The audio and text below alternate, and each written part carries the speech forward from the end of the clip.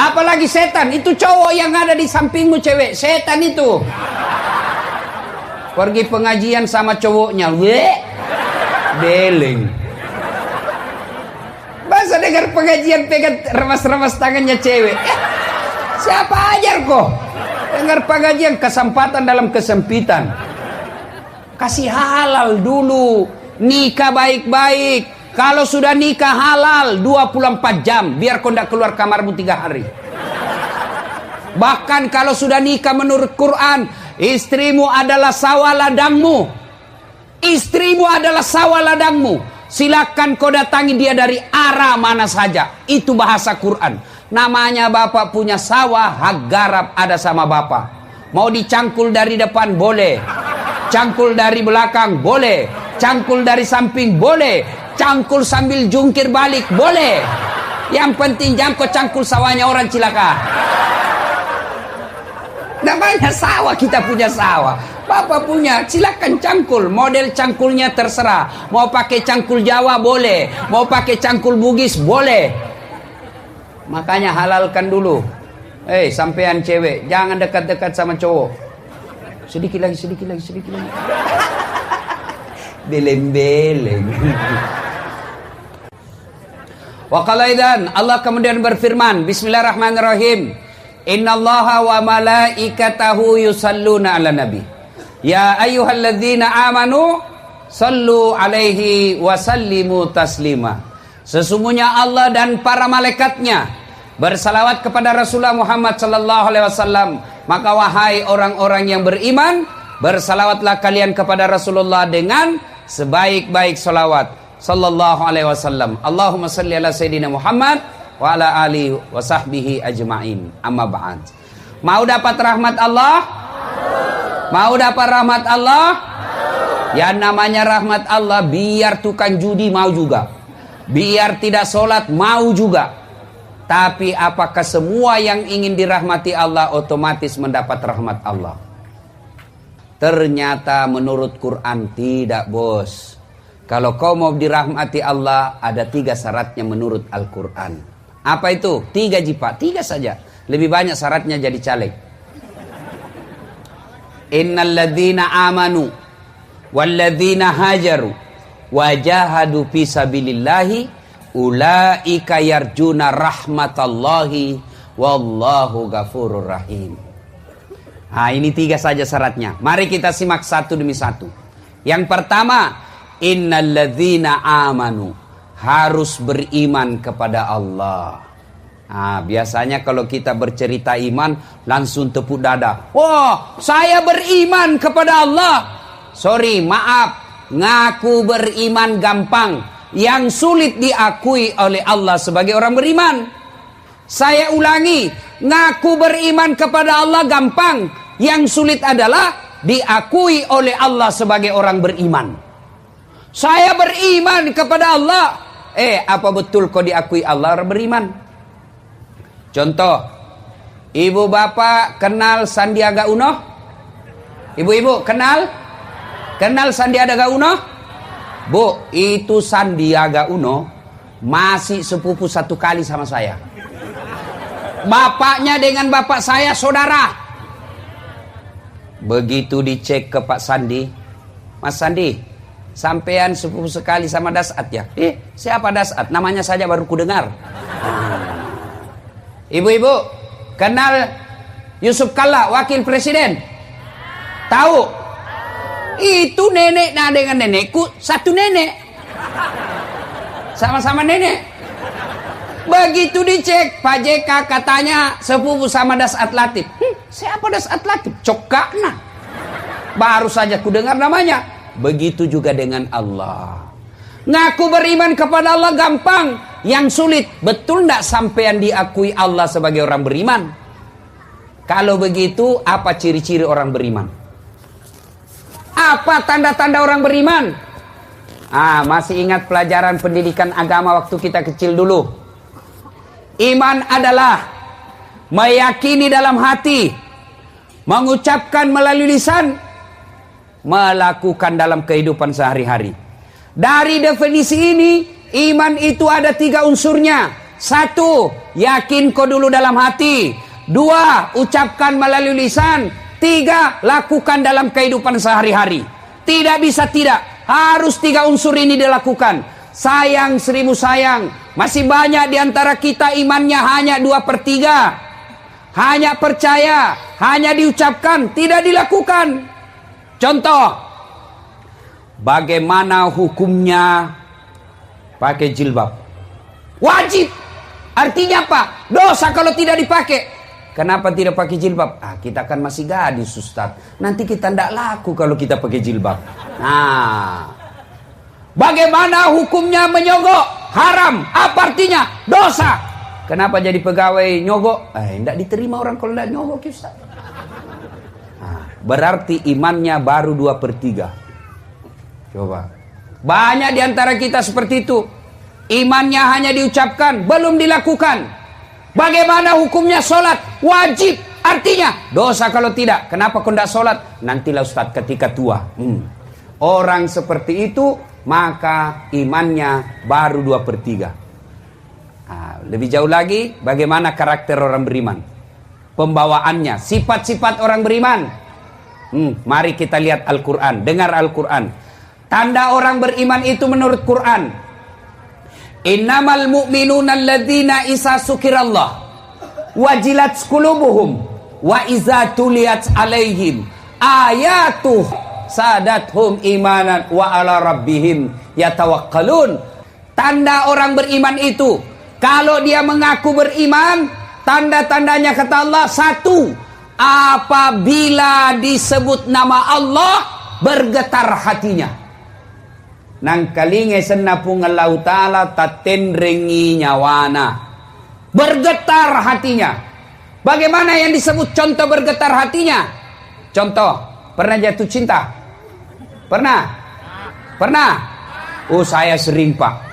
Sampai sekarang masih sering jatuh cinta.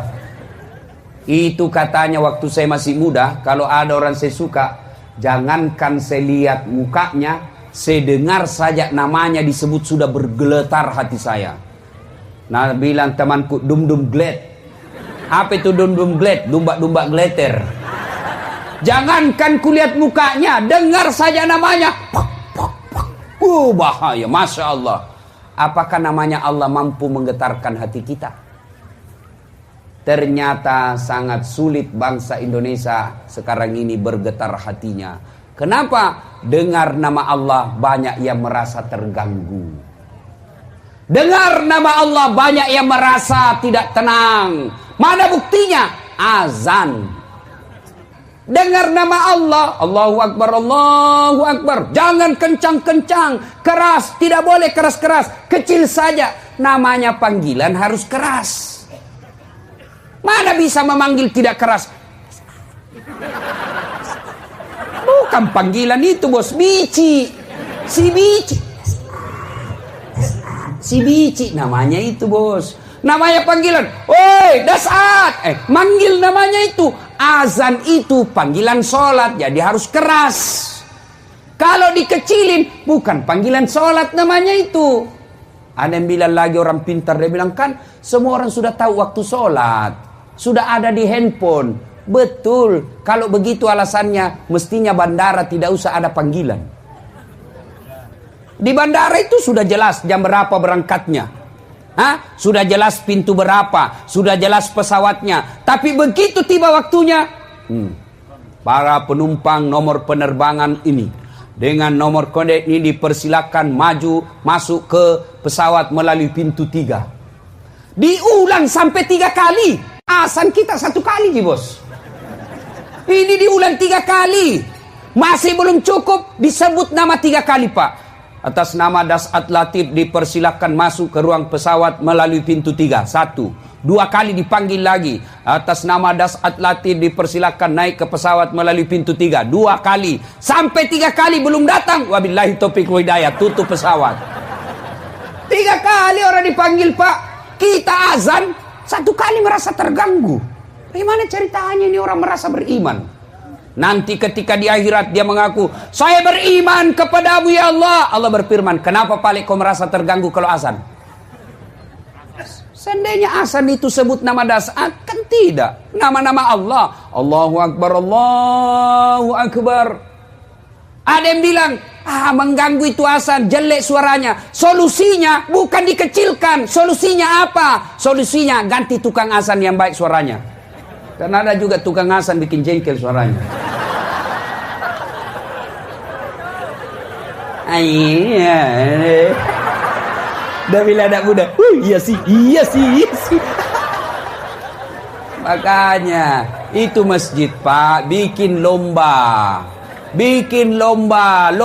azan, juara 1 gaji. Yang ada panitia masjid di sini gaji itu tukang azan. Jangan simpan uangnya orang jadi saldo. Salah itu panitia masjid kalau ada bikin saldo. Oh, berarti banyak masjid di sini bikin saldo. Wah, ini salah ini panitia masjid itu. Salah kok, Bos. Kau di blender nanti itu kalau mati kok. Jangan simpan uangnya orang. Banyak juga panitia masjid itu saldo kas 70 juta. Begitu kita mau kencing tidak ada air.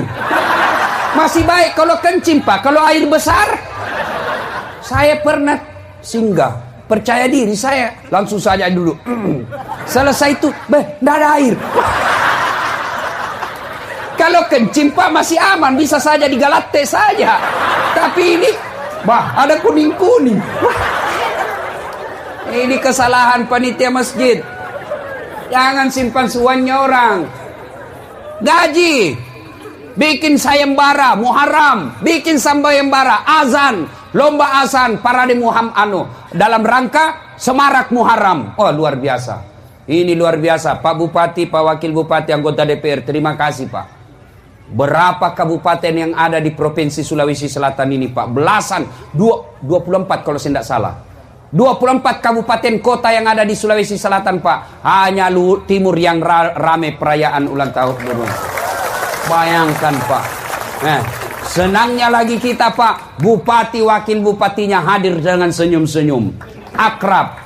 Pak Wakil Bupati telepon Pak Bupati, iya kanda. Pak Bupati telepon Wakil Bupati, iya Dinda. Kan enak dirasa kalau begini akur. Kalau pemimpin kita baku bombe kita, rakyat bingung. Si salah-salah. Baru 3 bulan sudah dilantik baku bombe. Ketemu baku bengkok mukanya. Ini biasa yang kasih baku musuh ini Bupati sama Wakil Bupati tim sukses. Ini biasa tim sukses kasih salah-salah orang. Apa Jina pikir proyek?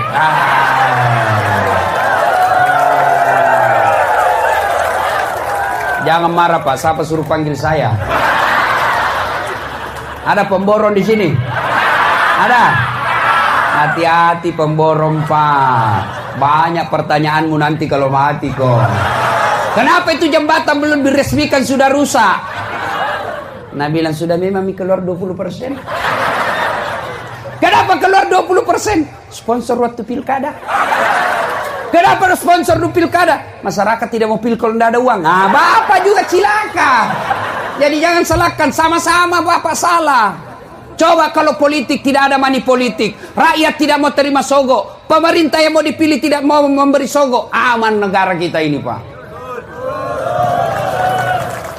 Mau dekat-dekat pilpres ini jangan terima sogok Pak. Kalau ada yang mau sogok, kalau mau bantu negara baik, rekam, lapor di polisi. Polisi juga jangan mau disogok. Jangan langsung 86. Atur damai. Bleh.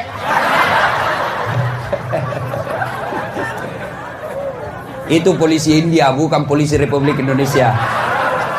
Itu polisi India kalau ada film Pak, terakhir baru datang. Mati miso penjahat baru datang. Apa lagi? Bapak saudara-saudara sekalian, nah kembali tadi ya, jangan simpan uangnya orang Pak. Bikin itu bermanfaat. Kalau Bapak simpan jadi saldo, kapan itu manfaat? Pada saat dijadikan pembangunan, dibelikan tegel, selama tegel dipakai orang yang menyumbang dapat pahala. Tapi kalau uang disimpan saldo, maka yang menyumbang tidak jalan amalnya Pak. Jangan Bapak simpan. Sudah bangun masjid itu sudah selesai tidak ada perbaikan, maka cari masjid yang mau dibangun. Tinggal diumumkan, saudara-saudara sekalian jamaah, ini ada saldo 30 juta. Tinggal hanya mengendap tidak jalan uangnya Bapak. Maka kita bantu masjid tetangga desa. Tidak ada yang keberatan. Bahkan boleh bantu anak sekolah. Misal ada di sekolah itu, di kampung kita, kita percaya dia baik, agamanya bagus, jujur, mau sekolah, cerdas, tapi tidak ada duitnya, boleh dikasih uang masjid. Termasuk janda-janda tua. Kalau janda muda ndak usah, masih kuat cari uang. Ini bapak-bapak kalau bicara janda langsung senyum. Dede, cule-cule, nah gapat tujumu. Mau lemak bene namak sakak benemu. Sudah dikunci leher, tidak bisa goyang. Baik kalau kunci leher disimpan meja kuncinya, masih bisa diambil. Ini kunci leher dibuang di Sungai Tallo. Ya, bikin lomba azan ya, supaya bagus yang azan. Bapak Ibu, tanda orang beriman yang pertama, apabila dia dengar nama Allah bergetar hatinya. Bagaimana hati mau bergetar kalau kita sering mempermainkan nama Allah? Mana disebut mempermainkan namanya Allah? Mana disebut mempermainkan namanya Allah? Panggil pengajian, datang pengajian, apa dibilang? Insya Allah. Insya Allahnya bagus, kayak 17 tahun di Mekah. Tapi dalam hatinya tidak mau. Bapak berdosa ketika dipanggil mengucapkan insya Allah padahal tidak mau. Besok ketemu, kenapa kau tidak datang tabligh akbar? Kan bilang memang ya insya Allah. Ini bapak ini mau jadikan Allah sebagai kambing hitam. Tak boleh pak, saya saja dijadikan kambing hitam, saya tidak mau. Saya manusia, bukan kambing. Allah kita jadikan kambing hitam. Datang ke pengajian, insya Allah, padahal dalam hatinya tidak mau. Tidak boleh. Orang seperti itu tidak bakal mendapat rahmat Allah. Apabila didengar nama Allah, bergetar hatinya. Maka aneh pak, kalau ada orang Islam merasa terganggu ketika kedengaran azan di masjid. Saya bilang lebih baik saya dipenjara daripada, biar misalnya dianggap melanggar undang-undang atau himbauan kalau masjid saya kasih kerar, biar saya ditahan. Yang penting saya bukan ditahan gara-gara saya korupsi. Ya, makanya jangan lagi bilang kalau saya cerita begini Ustadz bicara politik. Bukan, ini namanya amar ma'ruf nahi mungkar. Bapak kalau tidak pernah bela-bela agama Allah, tiba-tiba mati mendadak, Bapak ditanya, kamu kenapa tidak pernah bela-bela agama saya? Hati-hati. Kalau Bapak tidak mau peduli soal politik, maka kita dipolitiki nanti. Ya, jangan lagi berkata, ndak usah urus, yang penting kita baik. Saya kasih contoh sederhana. Ada preman tobat, bersahabat dengan remaja masjid. Ini remaja masjid, panitia masjid, bersahabat dengan preman tobat. Ini preman tobat, tiba-tiba dia datang sama ini Ustadz, remaja masjid. Ustadz, ada di kampung kita ini bangun warung, tapi minuman keras na jual. Apa nak bilang ini Ustadz? Jangan mau kurusi, yang penting kita tidak pergi minum di situ. Bulan depan lagi datang ini preman tobat. Pak Ustadz, tambah rame itu warung. Masuk di semua anak-anak muda sekampung tak mabuk-mabuk di situ. Apa dia bilang Pak Ustadz? Biar yang penting tidak nak ganggu ki. Bulan depan datang lagi Ustadz, tambah rame mi Ustadz. Bukan cuma narkoba nak jual, bukan cuma minuman, jual mi juga narkoba. Banyak mi juga cewek-cewek di situ. Berzina dia sana. Apa nak bilang? Biar mi yang penting kita bisa sholat di sini dengan tenang. 1 tahun kemudian datang lagi ini preman tobat. Pak Ustadz, mau digusur ini masjid. Sambarang. Apa mau digusur? Pengajian juga mau dibubarkan. Sambarang. Ayo kita lawan. Sebelum terlambat. Apa nak bilang preman tobat? Terlambat mau kok. Kenapa? Mereka lebih banyak dari kita. Ini Pak, kalau Bapak tidak peduli soal politik, Bapak tidak peduli soal amar ma'ruf, Bapak masih selamat sekarang, Bapak masih bisa sholat sekarang. Tapi kalau kita tidak peduli dengan agama, anak nanti bagaimana ketika kita sudah dikubur? Maka harus kita peduli. Kalau kita tidak peduli, maka siap-siaplah kampung halaman kita jauh dari rahmat Allah. Alhamdulillah bupati dan wakil bupati peduli. Salah satu diantaranya bikin tabligh akbar seperti ini. Tuh tanda pertama orang beriman. Disebut nama Allah, bergetar hatinya. Yang kedua menurut Quran, apabila mereka mendengar ayat-ayat Allah, bertambah imannya. Selesai dengar pengajian, tambah imannya. Selesai dengar dakwah, makin baik imannya. Itu orang yang beriman. Jadi kalau dia bilang pulang dengar ceramah, Pak Bupati, siapa panggil tadi itu Ustadz? Pak Wakil yang hubungi.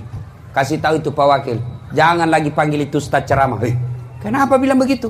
Nah bagus ceramahnya. Tidak bagus, saya tidak suka. Kenapa? Masa empat na bahas saya terus na kena. Ini mati hatinya orang begini Pak. Malah diceramai apa dia bilang? Dia bilang orang Bugis, tanten ton janjen jong, tangi tamulot tangi taku, jame jamamu, jame jamaku, witato pina witai, witato tula cilaka. Ada orang begitu Pak, keras hati, tidak mempan nasihat.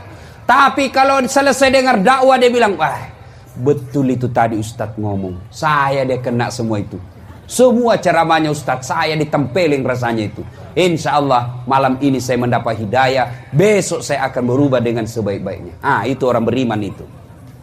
Tapi kalau dia tidak ada perubahan, berarti dia tidak masuk orang beriman. Nah inilah syarat pertama beriman kepada Allah Subhanahu wa taala. Innal ladzina amanu, yang kedua walladzina hajaru. Mereka berhijrah di jalan agama Allah. Apa yang dimaksud hijrah? Hijrah dalam konsep sejarah, berpindahnya Nabi dari Mekah ke Madinah, itu hanya sekali terjadi dalam hidup ini. Tapi kalau hijrah dalam arti konsep perjuangan, maka tiap hari kita bisa lakukan. Hijrah apa? Contoh, kalau hijrah dari Mekah ke Madinah, itu sekali saja. Tapi kalau kita ambil konsepnya, hijrah itu, maka kita harus mengambil pelajaran dari hijrah. Apa pelajaran dari hijrah? Contoh sekali, contoh. Nabi ahli Mekah. Nabi lahir di Mekah. Diusir. Siapa yang mengusirnya? Pamannya sendiri. Siapa yang mengusirnya? Sepupu satu kalinya sendiri, Abu Sofyan. Saudaranya bapaknya Abu Lahab. Saudaranya sendiri, sepupunya sendiri, ngusir Nabi pindah dari Mekah. Untuk apa? Nabi lakukan semua itu untuk menyelamatkan akidah. Artinya apa Pak? Kampung halaman bisa jadi kita tinggalkan. Tanah kelahiran bisa jadi kita tinggalkan. Untuk apa? Menyelamatkan akidah kita. Nah, kalau kita di sini kan banyak pindah gara-gara apa? Gara-gara apa? Susah cari uang di kampung Ustaz. Lebih baik kita pindah ke sini. Apa itu salah? Tidak salah. Selama Bapak cari nafkah, tidak menghalalkan segala cara. Rasulullah dalam arti konsep pindah dari Mekah ke Madinah sekali saja. Tapi ambil sejarah yang ada dalam sejarah itu. Sejarah apa? Pindah dari Mekah. Apa yang bisa kita ambil? Pelajaran apa? Umar. Ambil juga pelajaran dari apa? Suraqah bin Malik. Dua manusia ini berniat membunuh Nabi. Niat datangi Nabi ke rumahnya untuk apa? Membunuh Nabi. Suraqah bin Malik mengejar Nabi dengan niat apa? Membunuh Nabi. Tapi apa yang terjadi? Dapat hidayah, pulang ke rumahnya dalam keadaan sudah beragama Islam. Sebaliknya kita banyak orang Islam, keluar rumah dalam keadaan Islam, pulang membawa murka Allah. Kenapa? Pulang bawa barang haram, maling, nyuri, korupsi, nyogok, nipu. Itu hati-hati. Ada di sini? Ada? Biasa yang pulang barang haram itu pedagang. Kok bisa Ustadz? Ya nipu pembeli. Terutama misal penjual beras. Ada penjual beras? Banyak. Hati-hati, jangan sampai Bapak tulis 2 kilo padahal tidak cukup 2 kilo. Meskipun selisihnya hanya ya mungkin 1 gelas selisihnya, maka Bapak napanya nipu. Itu haram. Apalagi nyogok. Ada suka nyogok di sini? Jadi pegawai nyogok.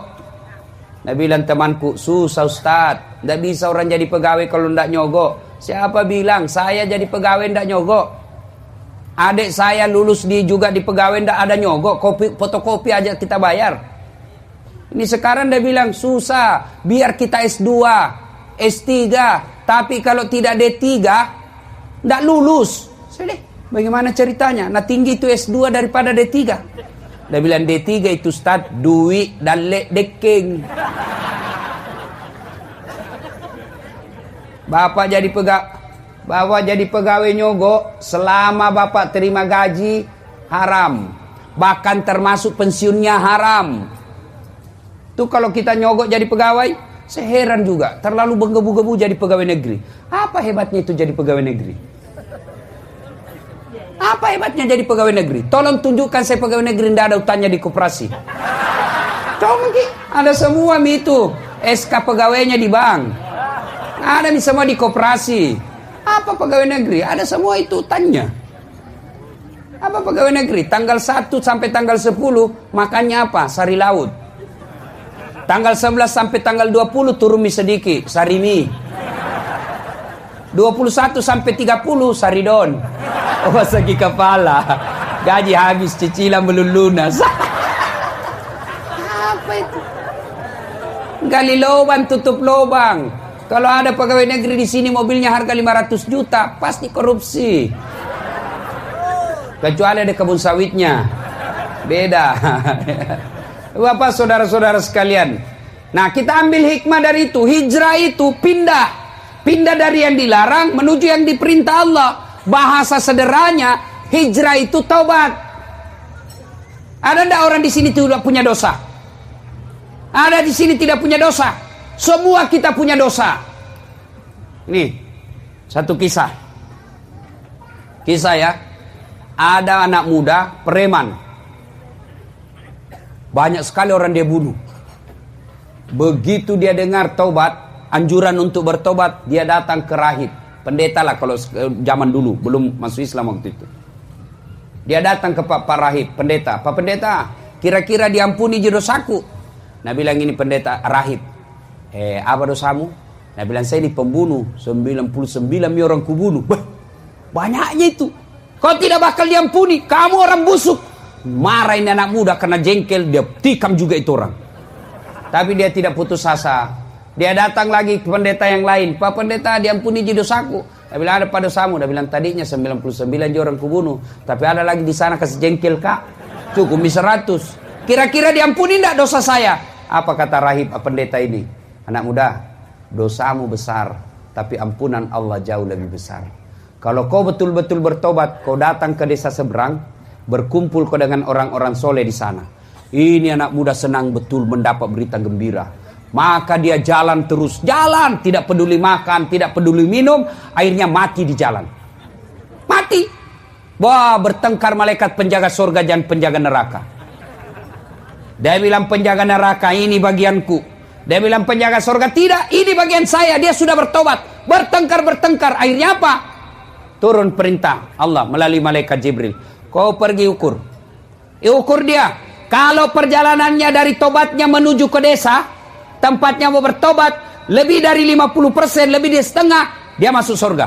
Tapi kalau perjalanannya belum cukup setengah, masuk neraka. Ukur, ternyata setelah diukur lebih banyak yang dia sudah tempuh, sudah lebih setengah. Akhirnya Allah sampaikan nanti dia masuk surga. Coba Pak. Jadi Bapak Ibu saudara-saudara sekalian, tahun baru Hijriah ini bertobatlah Pak. Jangan tunggu nanti tua. Siapa yang janji kita tua? Siapa yang janji kita tua? Nanti dia bilang, nanti kalau sudah tua Ustadz, padahal dia sudah 60 tahun. Ini muka-muka sakaratil maut. Ya ketawa Pak, Bapak itu sudah buka sakaratil maut, sudah putih rambut. Apakah tua dulu? Tidak harus tua dulu yang namanya kematian. Ya, asal ada nyawa dalam diri kita, siaga 24 jam. Tua mati. Ibarat Imam Al-Ghazali katakan kematian itu seperti pohon buah. Coba lihat buah, yang baru muncul jatuh, yang mangkal jatuh, yang tua jatuh, bahkan baru muncul jatuh. Suatu ketika Nabi Sulaiman alaihissalam lagi ceramah begini. Tiba-tiba ada tamu tak diundang datang. Assalamualaikum ya Rasulullah. Waalaikumsalam warahmatullahi wabarakatuh. Masuk anak muda ini. Ya Rasulullah. Cerita. Langsung ini anak muda bilang, ya Rasul, minta izin kak pamit dulu. Ada pekerjaan tidak bisa ditunda, tidak bisa dimajukan. Nabi Sulaiman katakan silakan, pergilah tamu tadi. Sepeninggal tamu tadi, Nabi bertanya ke seluruh jamaah, saudara-saudara sekalian, ada yang tahu siapa itu tadi tamu? Tidak ya Rasul, Anda yang lebih tahu. Nabi Sulaiman berkata, oh itulah tadi malaikat pencabut nyawa yang setiap kali datang pasti ada yang mau diambil, dan tidak kembali sebelum diambil yang diinginkan. Tiba-tiba anak muda angkat tangannya dari belakang. Ya Rasul, itu tadi malaikat pencabut nyawa. Iya. Tidak kembali sebelum diambil yang diinginkan. Iya. Mati saya. Kenapa? Semenjak dia datang sampai pulang, saya terus lihat-lihati. Nabi Sulaiman, hati-hati kok. Barangkali kau itu ser-ser. Melihat ke pemalah-malah deh. Nabi bilang, ya Rasulullah, bawa kau jauh sampai tidak datang kak. Nah dia, siapa tahu saya mau itu tadi. Angin, tolong terbangkan anak muda ini. Nabi Sulaiman pandai memerintah angin, tentu dengan izin Allah. Palutui, melek lokega bawai, TV. Diterbangkanlah anak muda ini, naik ke atas angin, terbang kiri kanan, lurus. Pas jauh Nabi bilang, jauh mak, turun mak, kasih turun angin. Pas turun, baru satu langkah diinjakan kakinya di tanah, ketemu itu tadi tamu. Pak, dari mana kok? Dari tadi saya tunggu kok, makanya saya tinggalkan pengajian karena di sini kok harus mati. Dia hindari kematian, justru didatanginya. Namanya kematian Pak, kalau sudah tiba saatnya pasti datang. Biar kita mau, kalau tidak tiba saatnya tidak mati. Ada orang suami istri bertengkar Pak. Bertengkar, didapat suaminya SMS-nya selingkuh. Ada sini suka selingkuh? Banyak. Dengar baik-baik yang suka selingkuh ya. Ada buku saya baca baru-baru, bukan selingkuh judul anunya, tapi maknanya sama. Siapa yang melakukan selingkuh, itu satu kali hancur amalnya 40 tahun. 40. Nah dia 2 kali 1 bulan pi Makassar selingkuh. 80 tahun mati kok, 70 tahun. Sosok kok 10 tahun. Masih ada utang dosamu 10 tahun. Kita juga Bu, bagaimana suami kita tidak selingkuh kalau ibu penampilannya sekadarnya. Marantasa, malas, berat badan naik terus. Nonton saja kerjanya pegang remote. Kalau ada di rumah nonton itu mulai jam 7 malam sampai jam 10. Nah pegang itu remote, pakai daster tinggi sebelah. Acak-acakan rambutnya. Ada kaca di sampingnya, naik di kakinya satu. Ada suaminya menonton di sampingnya.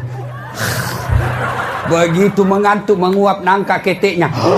Wah, bagaimana suami tak tidak menderita lahir batin? Sialku setengah matiku cari uang begini jiku dapat.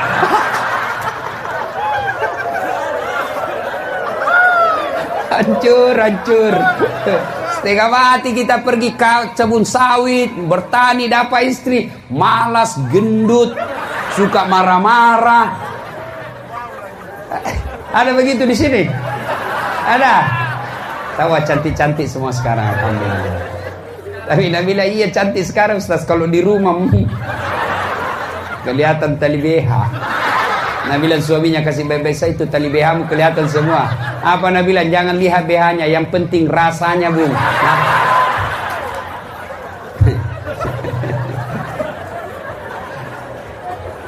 Ibu bapak saudara-saudara sekalian. Ya, nah ini ya. Syarat yang kedua ingin mendapat rahmat Allah adalah hijrah, bertobat. Ya, tidak ada orang tidak punya dosa. Semua kita pasti punya dosa. Ini bertengkar sama istrinya. Kalau sudah tiba saatnya mati, pasti mati. Kalau tidak, tidak akan mati. Ini yang cerita saya sampaikan tadi. Bertengkar sama istrinya. Suaminya bertengkar. Akhirnya istrinya marah. Dia mau bunuh diri. Akhirnya apa? Dia masuk kamar minum racun. Begitu dia minum, takut didapat sama anaknya, dia buru-buru minum. Akhirnya lebih banyak masuk di hidungnya daripada di mulutnya. Muntah-muntah, tidak jadi mati. Itu padahal mau sekali mati, tidak jadi. Bulan depan didapat lagi SMS-nya, begitu lagi, marah lagi. Dia lihat racun, bulan lalu gagal dengan racun. Akhirnya apa? Dia ambil pisau. Dia iris urat nadinya. Ternyata pisau ini pakai pisau tumpul. Tidak jadi lagi mati. 3 bulan kemudian bertengkar lagi sama suaminya. Lihat racun, gagal. Lihat pisau, gagal. Akhirnya apa? Dia lari ke belakang rumahnya, lompat masuk di sumur. Ternyata dia lupa waktu itu musim kemarau. Tidak jadi lagi mati Pak. Kalau tidak tiba ajal tidak mati. Tapi kalau tiba ajal pasti mati. Ini Bapak Ibu sekalian. Nah kalau itu yang membuat selalu kita menolak menunda-nunda tobat gara-gara apa? Kita selalu berpikir masih lama ajak mati. Tobat kita. Ada tidak punya dosa di sini? Semua kita punya dosa. Lalu kalau punya dosa Ustadz, bagaimana cara bertobatnya?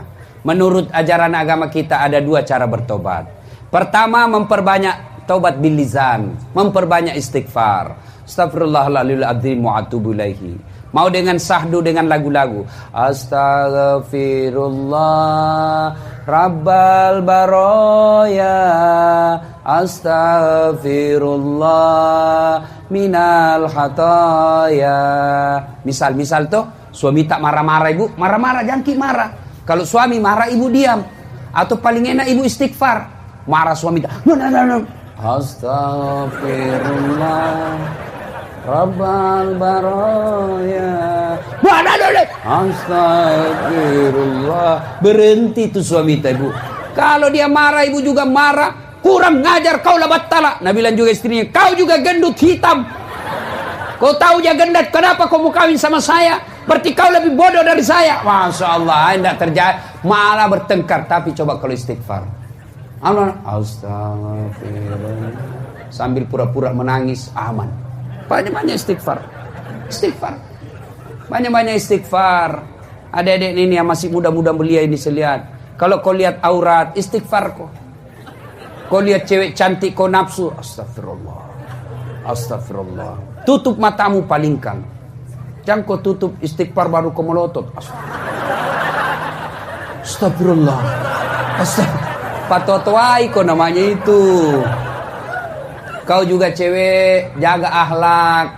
Biar kami setengah mati istighfar. Kalau kau juga gentayangan.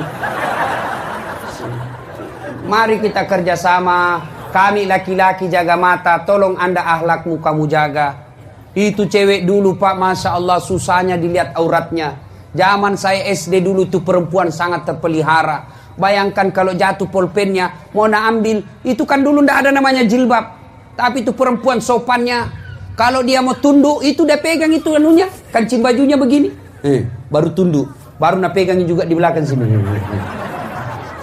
Sekarang perempuan nak sengaja memang buka besar-besar sini, baru jalan ke sini. Kita nasesa uskas kemana? Ya pasti dilihat kabaran bagus. Yang kau ketawa cewek, kau nak kena. Biasa saya bilang ini cewek ini sekarang lebih mahal itu paha ayam kampung daripada paha cewek. Coba itu kalau mau lihat paha ayam kampung, nggak gampang toh. Dikejar dulu itu ayam, dikejar 1 jam baru ditangkap. Begitu mau ditangkap dia terbang naik ke atap. Lelu yolo Pak. Sudah ditangkap dibeli karena bukan kita punya ayam, dibeli 70 juta. 70.000 dibelikan nih ayam kampung. Sudah itu sudah dilihat pahanya. Belum, dipotong dulu dengan bismillah. Sudah dilihat pahanya? Belum. Direbus dulu air panas. Sudah lihat pahanya? Belum. Dikupas dulu. 1 jam dikejar, dipeli 75. Dipotong bismillah, direbus air panas, baru dicabut, baru bisa lihat paha ayam. Ayam kampung. Tapi cewek kampung baru 10 menit berdiri di pinggir jalan, 10 paha cewek gratis. Iya baik kalau putih, banyak baut-bautnya. Lah cilaka. Yang aku ketawa cewek, serius orang ini. Dengar cewek ya, kami ini laki-laki sebenarnya tergantung perempuannya. Tergantung perempuan. Mana buktinya? Coba lihat itu anak-anak gadis, anak-anak cowok kalau dia kumpul di pinggir jalan. Lewat cewek pakai jilbab, paling diganggu. Assalamualaikum. Paling itu. Bau sorga. Paling itu. Tapi kalau yang kelihatan dadanya, kelihatan pahanya, lewat. Cewek, jungkir balik dong.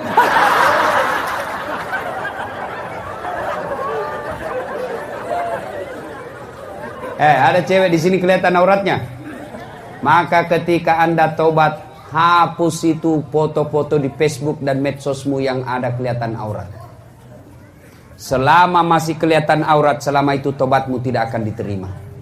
Hati-hati perempuan yang suka menyebar foto-fotonya yang tidak menutup aurat. Bapak meninggal, ibu meninggal, selama foto itu masih beredar, selama itu bapak, ibu, bapak dapat kiriman pahala dan disiksa di kubur. Ini sekarang ini perempuan, hati-hati. Itu perempuan dulu, Masya Allah. Kalau lewat itu perempuan depan rumah, apa Nabi bilang biasa itu orang tua. Ni gana ero, mata andre sirila ada mana? Dek sisa gagai rita gagana. Kelihatan, kan dulu ndak ada pakai jilbab. Apa jina pakai sarung? Sarung di bawah, sarung di atas. Sekarang lewat cewek, ni gana ero makuras siri. Kelihatan semua yang tidak bisa dilihat. Kalau bapak ibu bertobat, maka tinggalkan pakaian seperti itu. Ada juga yang bertobat apa? Pakaiannya yang tadi seksi-seksi, dia bukan buang, nah kasih orang. Selama itu orang pakai itu juga, kau juga dapat berdosa. Lebih kau bakar. Ya. Ibu bapak, saudara-saudara sekalian, tidak ada manusia yang tidak punya dosa. Semua kita punya dosa. Maka bertobatnya dengan cara apa? Memperbanyak istighfar. Ya. Bapak-bapak yang sudah uzur, ibu-ibu yang sudah uzur, maka setiap duduk perbanyak istighfar. Rasulullah sallallahu alaihi wasallam sekali duduk 100 kali istighfar. Apakah istighfar itu karena dosa? Apa kita bertobat mengucapkan istighfar hanya karena dosa semata? Tidak. Kalau karena dosa kita istighfar, maka Nabi mestinya tidak perlu istighfar. Kenapa? Nabi tidak punya dosa. Tapi hadis menginformasikan Nabi sekali duduk 100 kali istighfar, padahal tidak ada dosanya. Kalau gara-gara dosa kita istighfar, mestinya ketika kita sholat, Assalamualaikum warahmatullahi, Assalamualaikum warahmatullahi, apa pertama kita ucapkan? Apa pertama kita ucapkan? Astagfirullah. Padahal kita baru selesai ibadah. Kenapa istighfar? Satu, bisa jadi ketika kita sholat ada salah bacaan. Yang kedua, kenapa kita istighfar? Karena sholat yang kita lakukan tidak mampu membayar nikmatnya Allah. Assalamualaikum warahmatullahi wabarakatuh. Assalamualaikum warahmatullahi wabarakatuh. Kenapa begini Ustaz? Ini hanya tradisi. Ini hanya kebiasaan. Boleh tidak begini. Kenapa begini Ustaz? Karena lebih nyambung, lebih enak dirasa. Assalamualaikum. Astagfirullah. Masa selesai sholat? Astagfirullah. Nggak nyambung bos. Entah. Kenapa kita istighfar? Satu, karena ada bacaan kita bisa jadi ada salah. Yang kedua, kita istighfar karena ibadah yang kita lakukan tidak bisa membayar nikmatnya Allah. Satu ketiga, cerita. Ada orang pak 350 tahun umurnya. 350 tahun ibadah saja kerjanya. Makan tidur ibadah, makan tidur ibadah. 350 tahun. Ketika dia meninggal, Allah kemudian berfirman, masuk kau surga karena rahmatku. Tama kau suruga nasabak pamaseku. Masuk surga.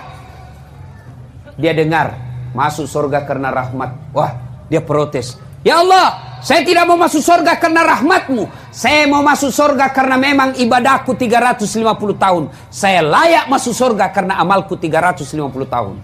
Allah berfirman, oh, rupanya kau berhitung-hitungnya. Baiklah, kalau begitu kita berhitung. Jibril, ambil kalkulator. Hitung itu amalnya. 350 tahun. Timbang dengan nikmatku. Ambil matanya 1 biji. Diambil mata kanannya. Timbang dengan amalnya 350 tahun. Timbang punya timbang, timbang punya timbang. Ternyata lebih berat 1 biji mata daripada amalnya 350 tahun. Allah berfirman, kalau bahasa kita apa? Masih mau kok? Kau kira bisa kau beribadah dengan baik kalau ku kasih sakit matamu? Kau kisah bisa kau beribadah sholat berjamaah kalau ku kasih menceret kok? Nggak usah mi dulu leper, nggak usah mi dulu kanker. Menceret mau pak. Mana bisa kita berjamaah kalau menceret-menceret lagi? Hayya ala sholat. Begitu mas. Hayya ala. Melos. Coba itu baru menceret. Mana bisa pak? Jadi kita beribadah itu tidak mampu membayar nikmatnya Allah. Ada lagi bilang itu apa nikmat Allah nak kasih kat kebun? Tidak ada. Saya cuma pegawai honor Satpol PP. Lebih banyak gartakna daripada gajinya. Hop hop hop hop hop. Hormati tongi tahu ada tuh lamban-lamban nah. Tuh polisi setengah. Hormati tongi tahu kasihan tuh.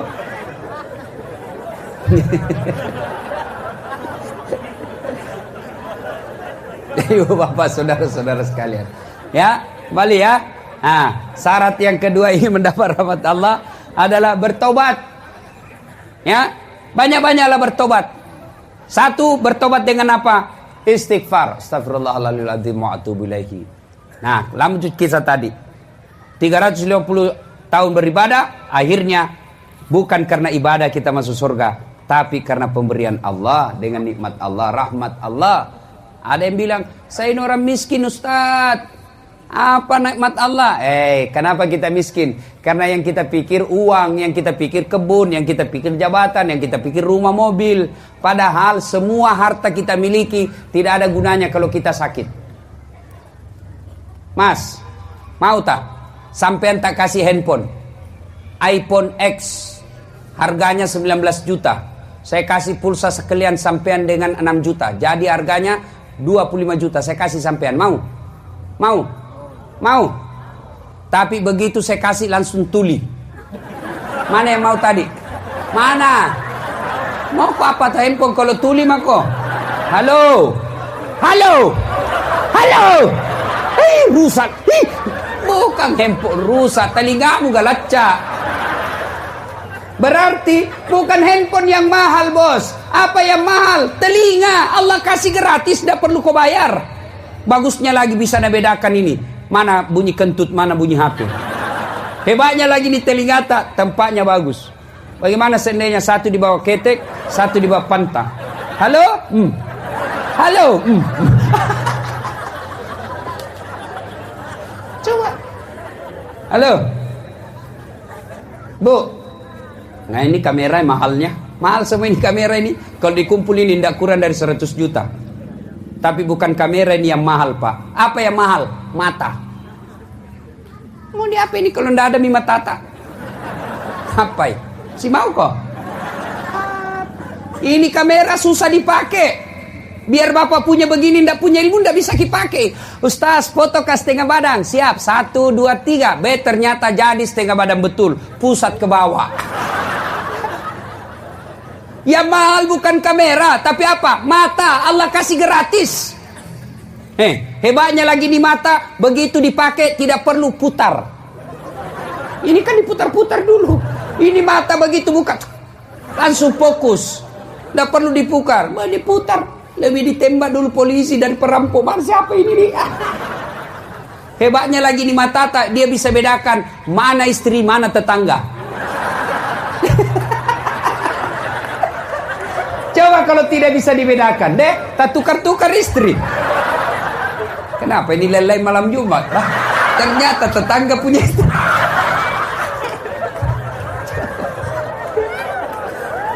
Jangan pernah merasa miskin. Maka demi Allah, sholat yang bapak lakukan, puasa yang bapak lakukan, zikir yang bapak lakukan tidak mampu membayar nikmatnya Allah. Maka kita istighfar.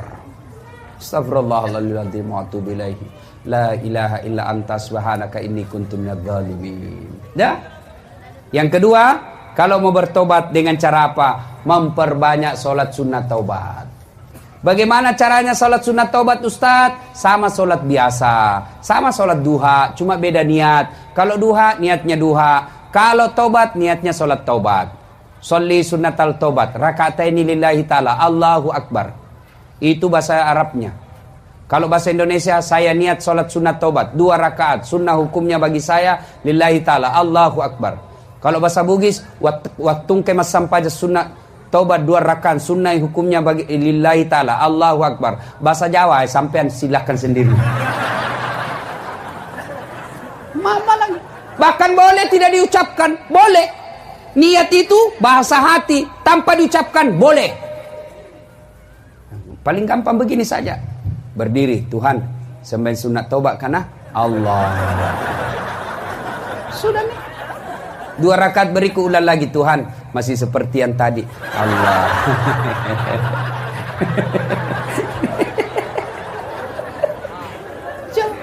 Daripada ditunggu hafal usalli, tidak dihafal, tidak sembahyang mah kok. Salli. Duduk. Jangan kok. Ya. Kalau niat bahasa apa saja boleh. Kecuali takbir, tidak boleh bahasa apa saja. Ada pernah itu di Jawa mengaku ulama. Dia bilang boleh sholat pakai bahasa masing-masing. Kacaunya itu sholat. Yang jadi imam bahasa Arab. Allahu Akbar. Makmum orang sidrap. Pungallahu ta'ala malupu. Boy, ada masbuk orang dari Jenek Ponto pakai bahasa Makas. Karengalla taala lumpuh. Ada mualaf dari Toraja, dia pakai bahasa Toraja. Bungalla taala tunggu gajah.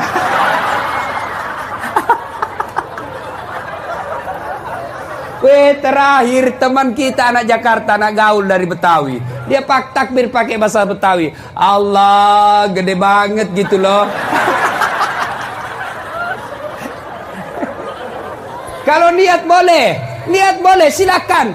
Niat pakai bahasa apa saja, boleh. Sudah takbir baca doa iftitah. Sudah baca doa iftitah, baca Al-Fatihah. Sudah baca doa iftitah, baca Al-Fatihah, baca surah pendek. Silakan.